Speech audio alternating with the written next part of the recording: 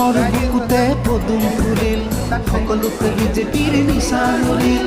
অসমৰ বুকুতে পদুম ফুলিল সকলোতে বিজেপিৰ নিচা নৰিল কামাখ্যাৰ শকতি বুকুত আছে গৰম থমকি আমি যাম আগৰে মহাশক্তি আমি অজেয় অপৰাজেয় আমি ভাৰতীয় জনতা পাৰ্টি গুৱাহাটী মহানগৰী ভাৰতীয় জনতা পাৰ্টি গুৱাহাটী মহানগৰী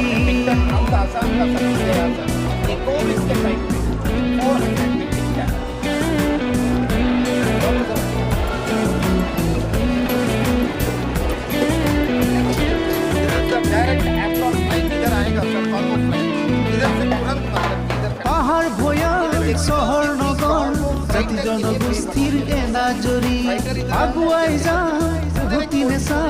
উন্নতি প্ৰগতিৰ চাবি কাঠি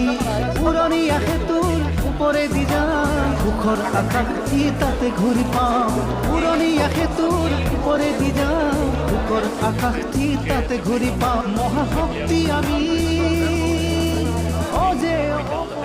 ভাৰতীয় জনতা পাৰ্টি চৰকাৰখনে দায়িত্ব লোৱা দিনৰ পৰা এটাৰ পাছত আনটো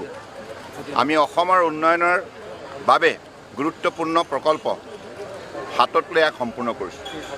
বৰাক ব্ৰহ্মপুত্ৰ পাহাৰ ভৈয়াম ৩৬খন জিলাৰ সম উন্নয়নৰ বাবে সম বিকাশৰ বাবে আমি দৃষ্টান্তমূলক পদক্ষেপ গ্ৰহণ কৰিছোঁ আমি সকলোকে আস্থাৰ বিশ্বাসত লৈ অসমৰ বুকুত ঐক্যবদ্ধভাৱে পৰিশ্ৰম কৰি অসমক ভাৰতবৰ্ষৰ বুকুত অন্যতম শ্ৰেষ্ঠ ৰাজ্য হিচাপে গঢ় দিয়াৰ মানসিকতাৰে আমি অগ্ৰসৰ হৈছোঁ আজি অসমৰ খেতিয়কসকলৰ বাবে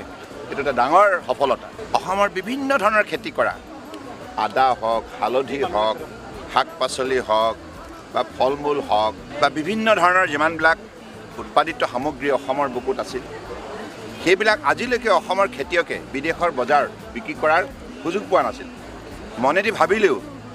ইয়াৰ বাবে কোনো ধৰণৰ যাতায়াত ব্যৱস্থা নাছিল আজি মাননীয় প্ৰধানমন্ত্ৰী ডাঙৰীয়াই আমাক যিখিনি সুযোগ দিলে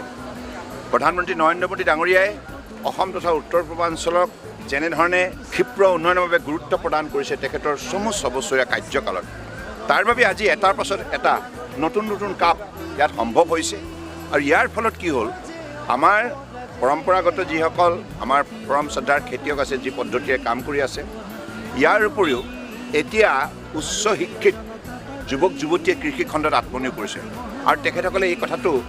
আজিৰ তাৰিখত পতিয়ন গৈছে যে কৃষি খণ্ডত আত্মনিয়োগ কৰিও সফলতাৰে জীৱন নিৰ্বাহ কৰিব পাৰি ভাল উপাৰ্জন কৰিব পাৰি কাৰণ মই এতিয়া ইণ্ডিয়ান মাৰ্কেটতে ব্ৰকলি যদি ইয়াত 20 টকাত এটি কাষ্টমাৰ অফিচাৰজনে কৈ আছে মাদ্ৰাজ মাৰ্কেটত 100 টকা এই অসমত 20 টকা ইয়াত পায় মাদ্ৰাজৰ মাৰ্কেটত 100 টকা পায় অৰ্থাৎ ভাৰতবৰ্ষৰ ৰাষ্ট্ৰীয় যিখন বজাৰ আছে এই বজাৰখন যদি আমি আমাৰ খেতিয়কে দখল কৰিব পাৰে তেতিয়াহ'লে তেখেতসকলৰ উৎপাদিত সামগ্ৰী বহুত ভাল মূল্যত তেখেতসকলে বিক্ৰী কৰিবলৈ সক্ষম হ'ব ফলত আৰ্থিক সবলতা বৃদ্ধি হ'ব এনেধৰণে আমি আত্মনিৰ্ভৰশীল হোৱাৰ ক্ষেত্ৰত সফলতা অৰ্জন কৰিব পাৰিম গতিকে মই মাননীয় প্ৰধানমন্ত্ৰী নৰেন্দ্ৰ মোদী ডাঙৰীয়াক অসমৰ ৰাইজৰ তৰফৰ পৰা উত্তৰ পূৰ্বাঞ্চলৰ ৰাইজৰ তৰফৰ পৰা মই আন্তৰিক কৃতজ্ঞতা আৰু শ্ৰদ্ধা জনাইছোঁ বিশেষভাৱে ধন্যবাদ জনাইছোঁ তেখেতেই ৭৬ বছৰৰ স্বাধীনতাৰ ইতিহাসত প্ৰথমগৰাকী প্ৰধানমন্ত্ৰী যিগৰাকীয়ে দিনে নিশাই উত্তৰ পূৰ্বাঞ্চলৰ বিকাশৰ বাবে উন্নয়নৰ বাবে গুৰুত্ব প্ৰদান কৰে আজি তেখেতে নিজেও এই অঞ্চললৈ বহুবাৰ আহিছে আৰু বিভাগৰ প্ৰতিটো বিভাগৰ কেন্দ্ৰীয় মন্ত্ৰীক প্ৰতি 15 দিনৰ মূৰে মূৰে উত্তৰ পূৰ্বাঞ্চললৈ পঠিয়াইছে প্ৰতিটো প্ৰকল্পৰ কাম যাতে সময়মতে হৈ উঠে তাৰ তদাৰক কৰিবলৈ কৈছে আৰু তেখেতে নিজেও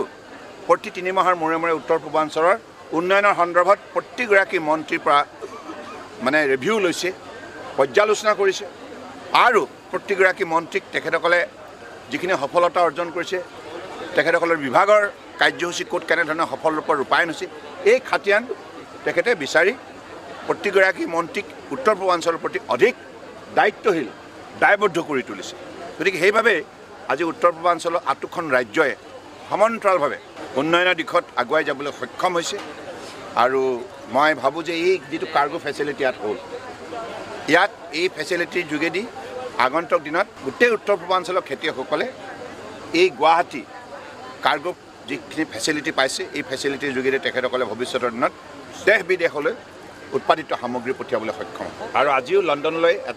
এতিয়া নেমু পঠিয়াবৰ কাৰণে আৰু শাক পাচলি পঠিয়াবৰ কাৰণে অটলি ব্যৱস্থা হৈছে গতিকে ভাল লাগিছে আগতে এই কথাবিলাক কেৱল মানুহে সপোন দেখিছিল কিন্তু এতিয়া মাননীয় প্ৰধানমন্ত্ৰী নৰেন্দ্ৰ মোদী ডাঙৰীয়াই আজি গোটেই অসমৰ খেতিয়ক যুৱক যুৱতী পুৰুষ মহিলা সমাজৰ প্ৰতিটো শ্ৰেণীৰ শ্ৰমিক সকলোকে আজি সবলীকৰণ কৰাৰ ক্ষেত্ৰত এম্পাৱাৰ কৰাৰ ক্ষেত্ৰত যি দৃষ্টান্তমূলক পদক্ষেপ লৈছে বিভিন্ন আঁচনিৰ যোগেদি আৰু বাজেটত যেনেধৰণে উত্তৰ পূৰ্বাঞ্চলৰ উন্নয়নৰ বাবে ধন ধাৰ্য কৰিছে আজি তেখেতৰ কাৰ্যকালতেই চমু কাৰ্যকালত 6 বছৰীয়া কাৰ্যকালত অসমৰ বুকুতেই প্ৰাইম মিনিষ্টাৰ গ্ৰাম চড়ক যোজনাৰ 19,000 কিলোমিটাৰ ৰাস্তা নিৰ্মাণ আপুনি ভাবক কিমান অনুষ্ঠান প্ৰতিষ্ঠান আজি ইউনিভাৰ্চিটি হৈছে আজি ইয়াতে ইঞ্জিনিয়াৰিং কলেজ হৈছে মেডিকেল কলেজেছ হৈছে অল ইণ্ডিয়া ইনষ্টিটিউট হৈছে আৰু দলং হৈছে আৰু বিভিন্ন ধৰণে আজি আমাৰ হিতাধিকাৰী আঁচনি হাতত লৈ প্ৰত্যেককে সুৰক্ষিত কৰি ৰখা হৈছে গতিকে মই ভাবোঁ যে বিজেপি চৰকাৰে আন্তৰিকতাৰ নিষ্ঠাৰে যিবিলাক কাম 4.5 বছৰত কৰিবলৈ সক্ষম হ'ল কংগ্ৰেছে ইচ্ছা কৰা হ'লে কংগ্ৰেছে যদি সমাজখনৰ প্ৰতি শ্ৰদ্ধা থকা হ'লে 55 বছৰত ভাবিব নোৱাৰা কাম কৰিব পাৰিলে কিন্তু কংগ্ৰেছৰ যিহেতুকে কোনো নিষ্ঠা নাই তেখেতসকলে সততা নিষ্ঠা কেতিয়াও বুজি পোৱা নাছিল ৰাইজক শ্ৰদ্ধা কেনেকৈ কৰিব লাগে সেইটো নাজানে তেখেতসকলে নিজৰ কেৱল ব্যক্তিগত স্বাৰ্থত গোটেই শাসন ব্যৱস্থাটোক তেখেতসকলে সম্পূৰ্ণৰূপে কালিমা সানিলে সম্পূৰ্ণৰূপে দুৰ্বল কৰি পেলালে যাৰ ফলত তেখেতসকলৰ কাৰ্যকালত কোনো ধৰণৰ চকুত লগা পৰিৱৰ্তন আনিব নোৱাৰিলে আজি বিজেপি চৰকাৰৰ দিনত মূল্যবোধৰ ভিত্তিত আজি চৰকাৰ চলিছে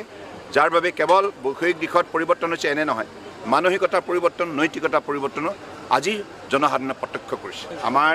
প্ৰতিগৰাকী নাগৰিকে কৰোনা ভাইৰাছৰ সংক্ৰমণৰ পৰা নিজক ৰক্ষা কৰিবৰ কাৰণে সমাজখনক ৰক্ষা কৰিবৰ কাৰণে নিষ্ঠাৰে কোভিডৰ বিৰুদ্ধে যুঁজ দিছিল সেই সময়ত অসমৰ খেতিয়কৰ উৎপাদিত সামগ্ৰী কিমান গৈছে 14,000 মেট্ৰিক টন আমি বিভিন্ন ঠাইলৈ ৰপ্তানি কৰিবলৈ সক্ষম হৈছিলোঁ এই হৈছে অসমৰ খেতিয়কসকলৰ দক্ষতাৰ এটা দৃষ্টান্তমূলক উদাহৰণ